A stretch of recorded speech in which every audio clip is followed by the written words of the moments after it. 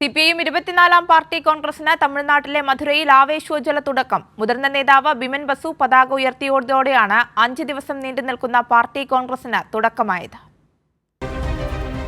വെൺമണി രക്തസാക്ഷികളുടെ സ്മൃതി കുടീരത്തിൽ നിന്നും കേന്ദ്ര കമ്മിറ്റി അംഗം യു വാസുകിയുടെ നേതൃത്വത്തിൽ കൊണ്ടുവന്ന പതാക control commission chairman AK Padmanabhan ഏറ്റുവാങ്ങി.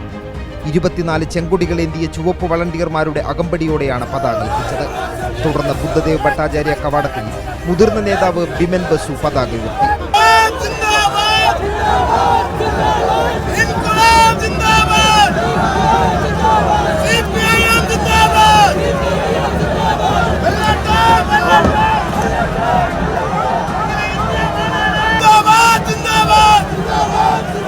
തുടർന്ന് രക്തസാക്ഷി സ്തൂപത്തിൽ പ്രതിനിധികൾ പുഷ്പാർച്ചന നടത്തി.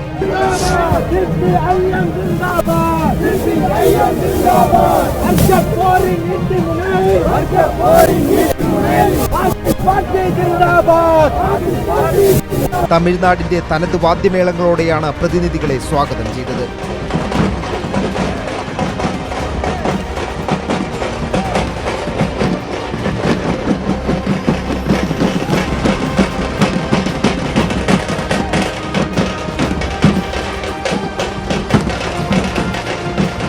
വീരപോരാളികളുടെ ഓർമ്മകളിരമ്പുന്ന ചെമ്പട്ടണിഞ്ഞ മധുരയിൽ മറ്റൊരു ചരിത്രമാണ് കുറിക്കുന്നത്. പാർട്ടി കോൺഗ്രസ് നഗരിയിൽ നിന്നും ടീം കൈരളിക്കൊപ്പം M. സന്തോഷ്.